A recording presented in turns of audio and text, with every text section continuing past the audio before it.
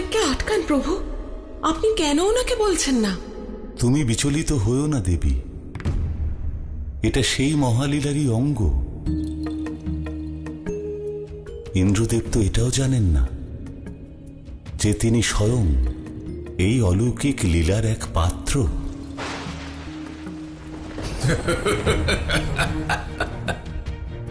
দেবী, উনি যা করছেন তার সরাসরি প্রভাব হনুমানের ভবিষ্যৎ জীবনে পড়বে।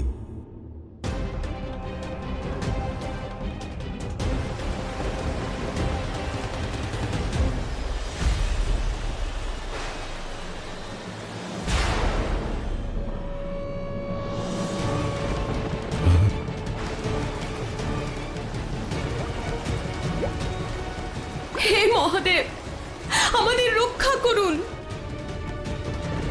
ওম নমঃ শিবায়।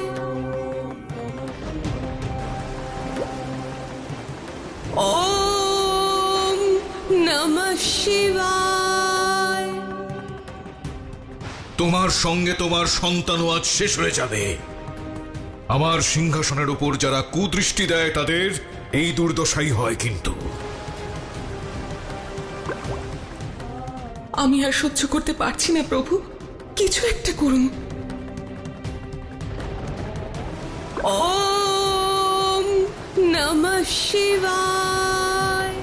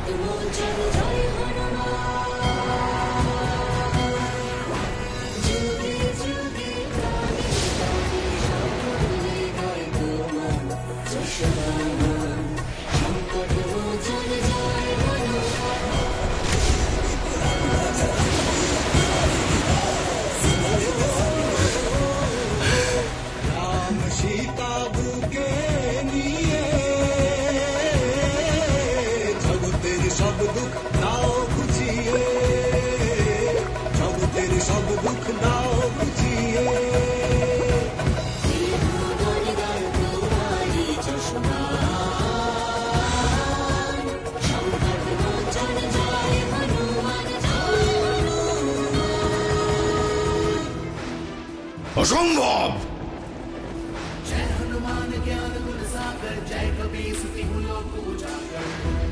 আমি যতটা ভেবেছিলাম এই সমস্যাটা তার থেকে অনেকটাই বেশি।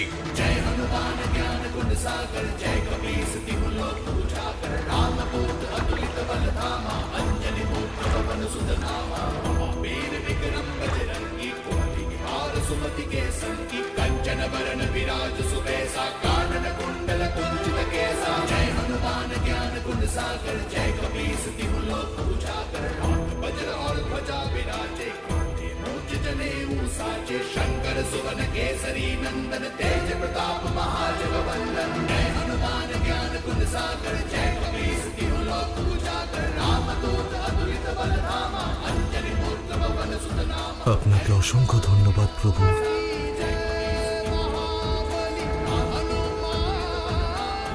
হর হর মহাদেব।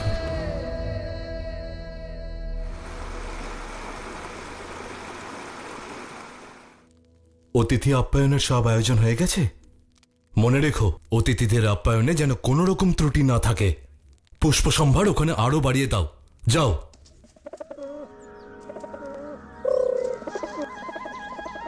ও জাম্বুবান কাকা, জাম্বুবান কাকা, প্রণাম জাম্বুবান কাকা। ভালো থেকো।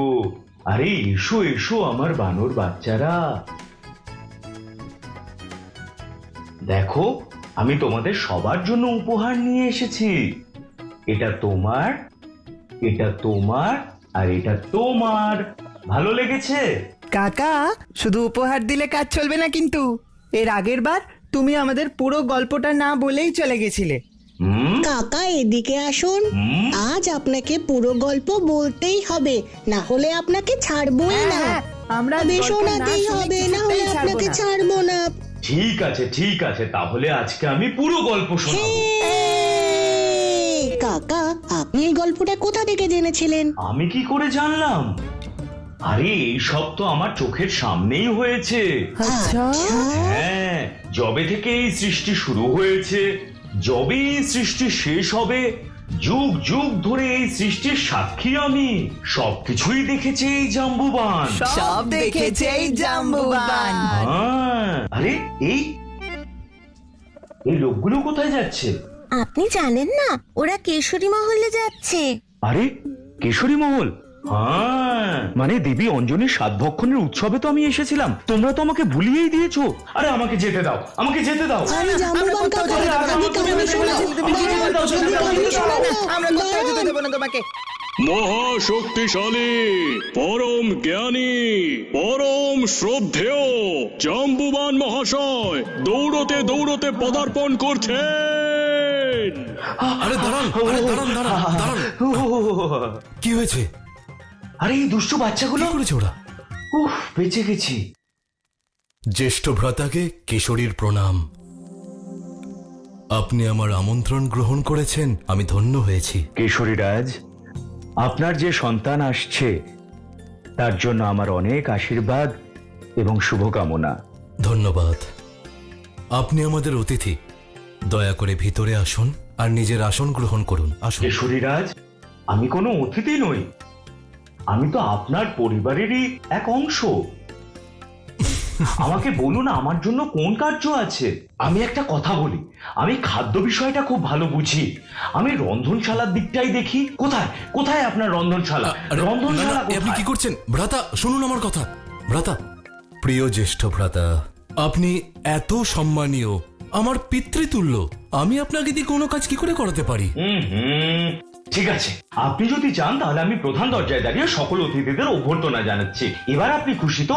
আমি তাহলে অভ্যর্থনা জানাতে যাচ্ছি। ভ্রাতা, যদি আপনি এতেই সন্তুষ্ট হন তাহলে তাই হোক।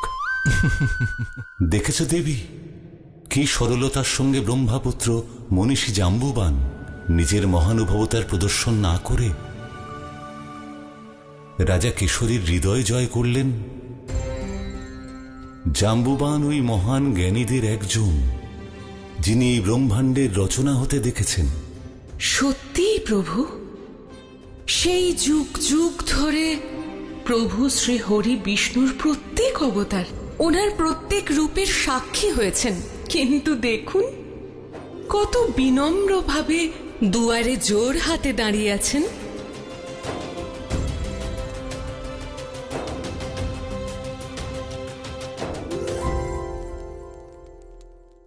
নমান্তি ফলনো বৃক্ষা, নমান্তি গুণিনো জনা, শুষ্ক কাষ্ঠশ্চ মূর্খশ্চ না নমান্তি কদাচন। শুষ্ক বৃক্ষ সোজা হয়ে দাঁড়িয়ে থাকে, কিন্তু ফলন্ত বৃক্ষ ঝুঁকে থাকে। অর্থাৎ বাস্তবে যিনি গুণী তিনি বিনম্র হন। মূর্খ তো সেই যে নত হতেই জানে না।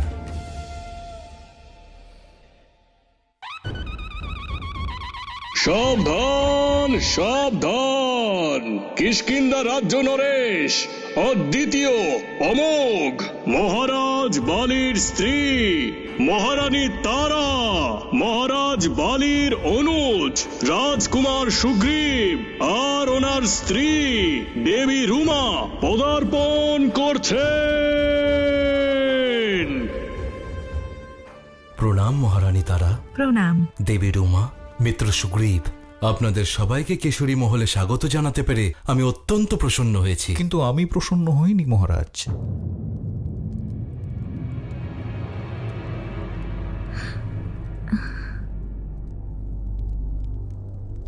ক্ষমা করে দেবেন, কিন্তু একজন মিত্রকে এভাবে স্বাগত জানানো যায় না।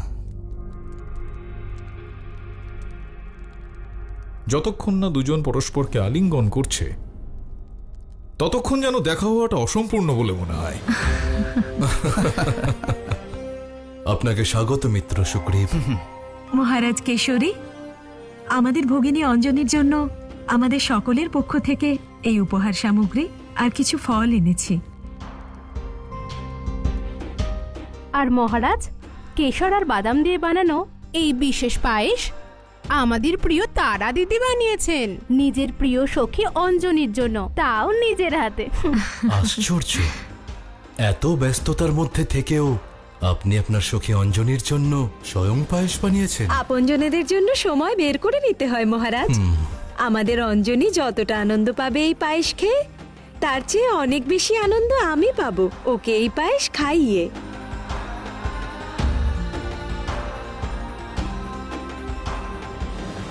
মহারাজ বালি এলেন না?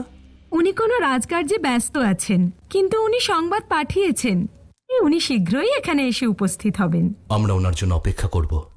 উনি এলে আমাদের প্রসন্নতা 4 গুণ বেড়ে যাবে। আর বিলম্ব করবেন না, অঞ্জনি অপেক্ষা করছে। শীঘ্র ভিতরে চলুন, আসুন। মহারাজ বালি এলেন না? উনি কোনো রাজকার্যে ব্যস্ত আছেন, কিন্তু উনি সংবাদ পাঠিয়েছেন উনি শীঘ্রই এখানে এসে উপস্থিত হবেন। আমরা ওনার জন্য অপেক্ষা করব। উনি এলে আমাদের প্রসন্নতা 4 গুণ বেড়ে যাবে। আর বিলম্ব করবেন না, অঞ্জনি অপেক্ষা করছে। শীঘ্র ভিতরে চলুন, আসুন। অঞ্জনি, সাবধানে। আরে তোমরা কখন এলে? তুমি তোমার কার্যে এত ব্যস্ত রয়েছো যে আমরা এসেছি তুমি বুঝতেই পারোনি। চলো। অনেকগুলো আসুন রুমা, অনেকগুলো কাজ পড়ে রয়েছে। সেই কাজগুলোকে সম্পন্ন করার জন্য বাইরে প্রচুর লোক আছে। আপনি এখানে বসুন আর কথা বলুন। দেখো তারা দিদি বাচ্চাদের মতন জেদ করছে। রুমা, তুমি কেন আমার ভগিনীকে বিরক্ত করছো? একবার দেখো তো কত সুন্দর লাগছে আমার ভগিনীকে। অঞ্জনি, এখন কিন্তু তুমি আর একা নও। তোমার গর্ভে যে শিশু পালিত হচ্ছে তার খেয়ালও তো তোমাকেই রাখতে হবে না? সেই জন্য তুমি এখানে কিছুক্ষণ স্থির হয়ে বসো আর তোমার পুত্রের উজ্জ্বল ভবিষ্যতের জন্য সকলের আশীর্বাদ নাও। আচ্ছা দিদি, শুনেছি আপনার তপস্যা নাকি খুব কঠিন ছিল। কঠিন তো ছিলই, কিন্তু মনস্থির করলে কঠিনও সরল হয়ে যায়। অঞ্জনি, যখন আমরা জানতে পারলাম যে তুমি গর্ভবতী, তখন আমরা এত প্রসন্ন হয়েছি যে বলে বোঝাতে পারবো না। সবই মহাদেবের কৃপা দিদি। উনি আমাদের প্রার্থনা শুনেছেন, আমাদের ভক্তির মান রেখেছেন। সারা জীবন কৃতজ্ঞ থাকবো ওনার কাছে। সেই জন্য আমি ঠিকও করেছি আমার যে সন্তান জন্ম নিতে চলেছে সে হবে মহাদেবের পরম ভক্ত। প্রভু, মাতা অঞ্জনি তো পণ করেছে। আপনি কিন্তু নিজেই নিজের ভক্ত হওয়ার হাত থেকে বাঁচবেন না। একজন আজ্ঞাকারী বালকের মতন হয়ে আপনার মাতার কথা শুনতেই হবে। অবশ্যই দেবী, মাতার মুখ থেকে নিঃসৃত বাণী সন্তানের কাছে ধর্ম হয়ে ওঠে। সংসারে সর্বপ্রথম মাই তো আছেন, যিনি তার সন্তানের মধ্যে সংস্কারের বীজ বপন করেন আর তাকে ধর্ম অধর্ম, সত্য অসত্য, জ্ঞান অজ্ঞান সম্পর্কে পরিচিত করান। সত্যি বলেছেন প্রভু, সেই সন্তান ধনী হয়ে ওঠে যে তার মাতার কাছ থেকে সংস্কারের তেজ পায়। অঞ্জনি দিদির মুখে কি তেজ, তাই না? দেখুন না বৌদি, মুখমণ্ডলে খুশির আভা আর গাল একদম লাল লাল। ব্যাস, এবার থামো রুমা। সত্যি এটা মাতৃত্বের চমক। আর আপনাকে এটা খুব মানাচ্ছে। আপনাকে এত সুন্দর দেখাচ্ছে যে আমাদের ভগিনীর যেন কারোর নজর না লাগে। দিদি, এখানে সবাই আপনজন। আপনজনদের নজর লাগে কখনো? সব সময় তা হয় না অঞ্জনি। কাউকে আপন বলা আর মন থেকে তাকে আপন বলে মেনে নেওয়ার মধ্যে অনেক তফাৎ থাকে। এমন খুব কম ব্যক্তিই আছে যারা অন্যের খুশিতে মন থেকে খুশি হয়। না হলে কার মনে যে কি চলছে সেটা কেউ বলতে পারে না।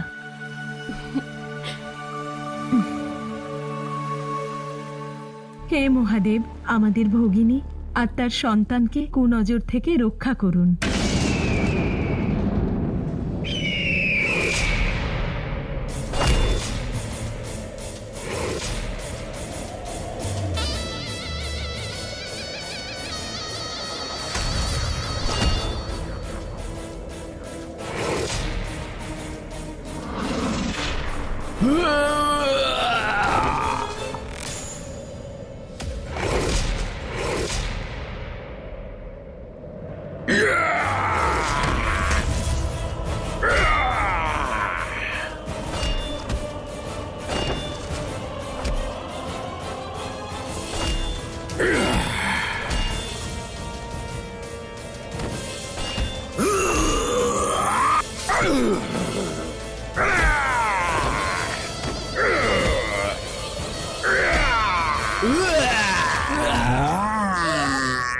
ছেড়ে দিন আমাকে।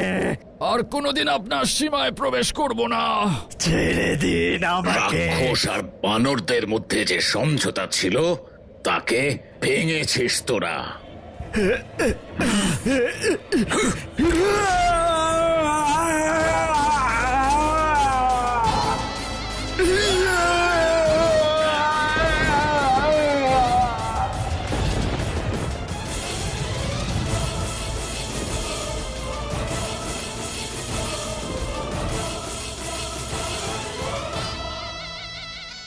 প্রণাম পিতাশ্রী।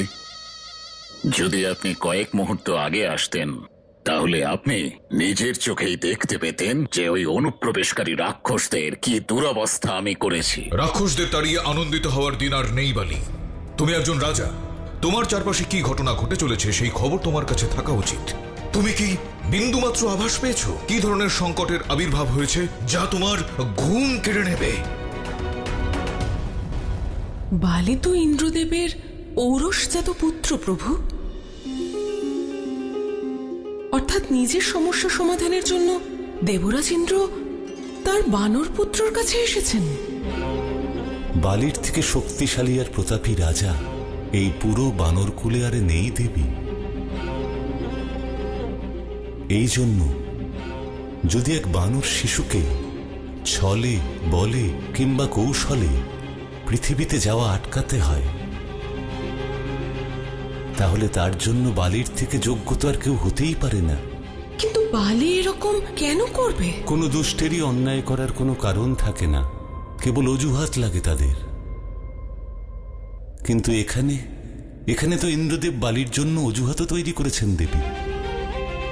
এখন ইন্দ্রদেব স্বয়ং তার সিংহাসন বাঁচাতে বালিকে ব্যবহার করবেন অথবা নিজের সন্তানকে নিয়ে চিন্তিত হয়ে পড়বেন।